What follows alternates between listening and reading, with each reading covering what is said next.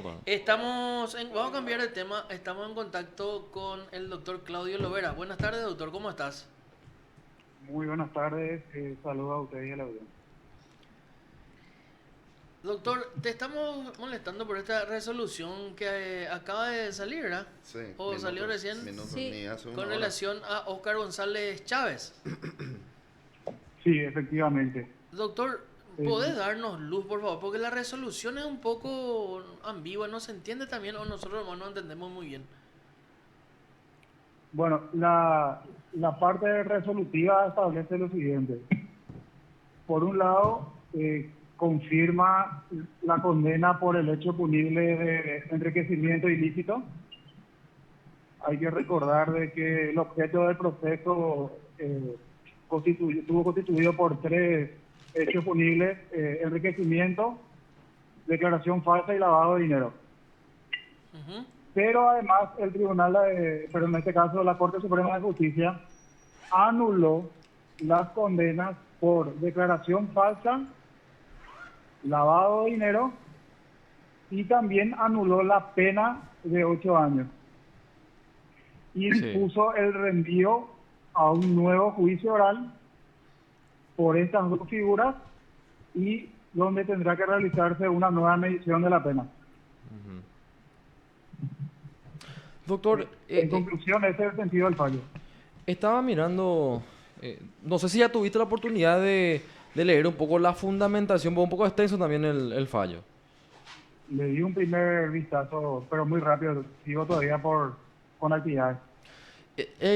Uno de los puntos también de la parte resolutiva habla acerca del punto 5 de la resolución del Tribunal de Apelación que confirmó la condena. Ellos anulan ese punto 5, pero ese punto 5 estaba mirando, doctor, y hace referencia al comiso de bienes del ya fallecido ex senador Óscar González Dar. Ese punto podrías explicarnos, doctor, al menos lo que solicitó la defensa, si es que solicitó algo en la casación.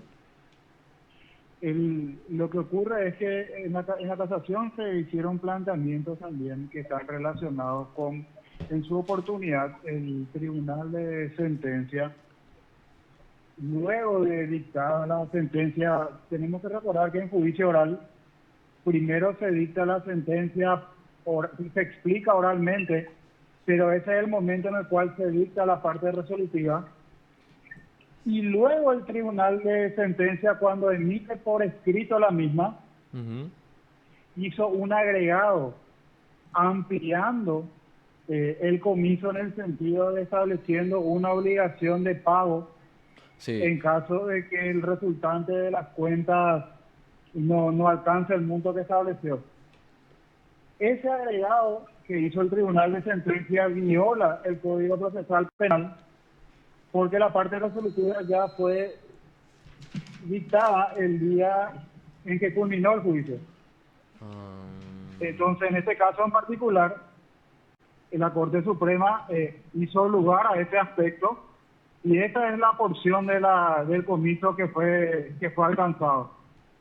Y quiero señalar que, porque sirve como un dato interesante, Sí. que ya en el Tribunal de Segunda Instancia, en su oportunidad, en este caso en particular por un voto minoritario, perdón, en este caso en particular fue 2-1 la decisión del Tribunal de Apelación. El doctor entonces, en ejercicio de las funciones, Pedro Mayor Martínez, tuvo un criterio semejante al que la Corte Suprema ahora estableció y ratificó. El Tribunal de Sentencia no pudo haber ampliado como lo hizo en ese momento porque la parte resolutiva ya fue dictada cuando culminó el juicio. ¿Esa ampliación se había sacado, doctor, con una aclaratoria o cómo? No, no estoy recordando un poco bien. No, esa ampliación la dictó el Tribunal de Sentencia sin solicitud aclaratoria. Lo hizo Ah, de una manera, a mi criterio, y es lo que también señala la Corte, no correspondía. E incluso yo quiero recordar de que el acta del juicio, cuando la primera acta que se puso a disposición de las partes, señalaba que supuestamente este agregado fue establecido el día de la explicación oral, y eso no fue así. La defensa solicitó una rectificación del acta de juicio y el acta de juicio fue rectificada y efectivamente se estableció lo que ocurrió ese día. Ese apartado no se dictó. De hecho, que era una cuestión que no se podía ocultar porque eso inclusive hasta hoy en día está alojado en YouTube porque el juicio fue transmitido, ¿verdad? Ujú. Y entonces, contradictoriamente, el tribunal de sentencia hace lugar a mi solicitud, ordena rectificación del acta, pero no modificó su resolución. Bueno, esto ahora se corrigió en Corte Suprema de Justicia. Marta. No, particularmente en esta parte estamos hablando, decía él, de los bienes comisados, ¿verdad? ¿Hay algún monto que podamos recordar, doctor? Porque yo realmente no tengo en mente, Lucas. ¿De qué monto estamos hablando en total con respecto al señor González Chávez? En el caso de Rubén González Chávez, el monto, te voy a dar el número redondo, Sí. es 29.000 millones de guaraníes. Ujú. Respecto al señor González Dar, doctor, esa porción que ahora fue anulada no es de Respecto a los González Chávez, 5.900, ¿verdad? Pero sí, González Daer, el señor Oscar González Daer, 5.000 millones. 5.000 Rubén millones. González Chávez, 29.000. Sí. O sea, esos 5.900 millones entonces ahora lo que fue anulado, doctor, ¿verdad? Para En entender un realidad, poco. en realidad lo que fue anulado tiene que ver con estas extensiones por parte del Tribunal de Apelación. Otro aspecto es la decisión original de comiso. Por eso, pero una cuestión que estoy tratando de explicar son algunas ampliaciones al comiso Claro. original, las que fueron anuladas. Claro, o sea, pero se mantiene entonces el comiso original, podemos decir, doctor. Sí, sí. Ya, o sea, la ampliación, ¿se mantiene el comiso de 5.900 millones? Sí. Ya, perfecto. Doctor, en torno al lavado, estaba mirando un poco acá la resolución y justamente resalté esta parte. En torno a la declaración falsa, en realidad, lo que dice el fallo es respecto a los inmuebles que ya en el 2009 fueron transferidos a la empresa Príncipe de Isaboya, pero que esos inmuebles ya transferidos fueron tomados como no declarados por parte de tu cliente. Sí, efectivamente. Y es una cuestión que es bueno explicar a la opinión pública porque realmente si se pretendía sostener una condena con ese estándar es una situación muy grave porque en una parte, inclusive la propia acusación de la Fiscalía señalaba que este grupo de inmuebles ya fueron declarados, fueron transferidos por Rubén González Chávez muchos años antes de la declaración ante la Contraloría, es decir, no eran de su propiedad, lo cual también la propia sentencia reconoce en un apartado cuando analiza la figura de lavado de dinero, y por una cuestión, evidentemente por un error de análisis de los hechos por parte del Tribunal de Sentencia, estableció de que estos inmuebles no fueron declarados por Rubén González Chávez y motivo por el cual fue condenado. Entonces uno tomaba la sentencia del tribunal y encontraba que en un apartado señalaba que Rubén González Chávez transfirió en el 2009, es decir, ya no era su propiedad, pero en otro apartado le reclamaba no haber declarado estos inmuebles en el 2018, pero no eran de su propiedad. Claro. Y objetivamente no eran su propiedad. Entonces una contradicción notable que el Tribunal de Apelación, sin expresar fundamentos, pasó de largo y es una situación que ahora es corregida a nivel de Corte Suprema. No obstante, la imagen que uno puede tener respecto a cualquier persona, Sí, eso no habilita una condena en estas condiciones, ¿verdad? claro. Doctor, y quiero volver nomás un poco otra vez sobre este tema del comiso del señor Oscar González Dar. En ese sentido, sabía, respecto a él al menos, en el fallo de segunda instancia declaró la extinción de la acción penal. ¿Eso no implicaba que tenía que también dejarse nulo el comiso, doctor? ¿O estoy entendiendo mal? Y ahí tuvo una opinión el Tribunal de Apelación y es un aspecto que debe discutirse. El Tribunal de Apelación tenía una comprensión de que pese al fallecimiento se podía dictar una resolución en ese sentido dentro de este proceso respecto a Oscar González Dar fallecido. Cuando en realidad el comiso tiene una figura que se llama, en este caso, el comiso autónomo, Ujú. que es un procedimiento que está previsto expresamente para casos en los cuales, por ejemplo, la persona fallece Sí. antes de que exista una sentencia firme. Bueno, y son cosas que hay que ir reordenando. Yo insisto, independientemente del concepto que cualquiera puede tener, hay reglas de un Estado de Derecho que hay que respetar. Claro. Ahora, entonces, para precisar, doctor, queda, a pesar de todo eso, ahora la Corte deja firme el comiso de esos 5.000 millones. A pesar de eso que Y bajo estamos la diciendo. regla, bajo esas reglas originales dictadas por el Tribunal de Sentencias sin esas ampliaciones luego establecidas. Ya, claro. Ahora, respecto al lavado de dinero, también quería un poco consultarte, doctor, porque también encontré mirando un poco el fallo, un punto en relación a eso, ¿verdad? Que hablaba el fallo de primera instancia de que tu cliente consolidó bienes que quedaron como no justificados en su patrimonio con la adquisición de inmuebles a nombre de la empresa.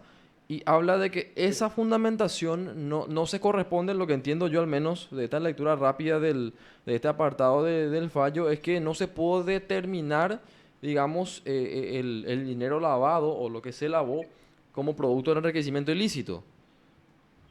Sí, lo que ocurrió con respecto al Tribunal de Sentencia fue lo siguiente en su resolución. Ellos reconocen y declaran, tenemos que recordar que Rubén González Chávez, la acusación de la Fiscalía hacía referencia a un supuesto enriquecimiento de 55.000 millones de guaraníes. A lo largo del juicio, el Tribunal de Sentencia determinó de que Rubén González Chávez tuvo varias fuentes lícitas de ingresos. Uno de los motivos por los cuales ese monto de enriquecimiento se redujo a 29.000. Es decir, el Tribunal de Sentencia reconoció que había una porción importante de patrimonio lícito.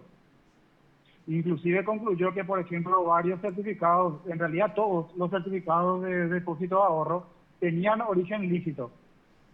Entonces, si una persona tiene un porcentaje importante de patrimonio lícito y estima el Tribunal de Sentencia que hay otra porción supuestamente ilícita, si va a hacer referencia al lavado de dinero, tiene que exponer claramente y fundadamente cuál es la porción que se utilizó y que esa porción esté conectada con una ilicitud. Sí. No alcanza el silogismo que ellos dijeron, Rubén González Chávez es condenado por enriquecimiento, ergo lo puedo condenar por lavado por la compra de esos inmuebles, porque ellos mismos reconocieron que tiene un porcentaje relevante de patrimonio ilícito. Ya, claro. Entonces, eso no es argumento suficiente para condenar. Claro, totalmente. Doctor, y la pregunta que surge también, o al menos yo me la hago, es que ¿cómo se va a hacer ahora, de ahora en más el nuevo juicio? Porque, a ver, se mantiene, dice, la condena respecto al enriquecimiento ilícito, pero la condena que se dictó en su momento fue una condena por los tres hechos. Por los tres hechos. O sea, ¿cómo se hace la...? Claro. Porque inevitablemente va a variar el quantum de la pena, doctor, ¿verdad? Claro, va a variar y se hace de la siguiente manera. Se hace, básicamente, el juicio va a tener tres objetos. Se va a discutir la declaración falsa y tendrá que existir una conclusión respecto a la figura. Se va a debatir el lavado de dinero y una conclusión sobre esa figura, y la tercera porción va a ser la medición de la pena. Ya teniendo en cuenta que se comprobó el enriquecimiento ilícito, entonces, doctor. Claro, ya teniendo en cuenta. Entonces, el enriquecimiento ilícito, para hacer una explicación un poco más sencilla y tal vez numérica, Sí. el enriquecimiento ilícito tiene una pena mínima de 1 año. Entonces, y está confirmada la condena por enriquecimiento. Sí. Independientemente, o sea, de lo que implique, por ejemplo, pongamos un ejemplo, que él sea absuelto por declaración falsa y por lavado. Sí, sí, sí. Como mínimo ya tiene, para poner un término, a lo mejor no suena muy bien, pero como mínimo ya tiene garantizada una condena de 1 año. 1 año. Y ahí hay que hacer una nueva medición de la pena y establecer la pena en concreto en este nuevo juicio. Ah, claro, o sea, lo que hizo el tribunal en realidad es confirmar la reprochabilidad del enriquecimiento, doctor. y la punibilidad, que es punible. La que punibilidad. El último estándar, sí, típica, antijurídica, reprochable y punible. La punibilidad. Y luego hay y luego hay una tarea que se denomina individualización de la pena. Se individualiza y se mide. Sí, Como la individualización y la medición de la pena, como en un proceso que tuvo por objeto 3 hechos punibles, eso se denomina concurso. La individualización y la medición de la pena se hace sobre la base de las reglas de concurso. ujú, Entonces, eso se tiene que hacer de vuelta en este nuevo juicio.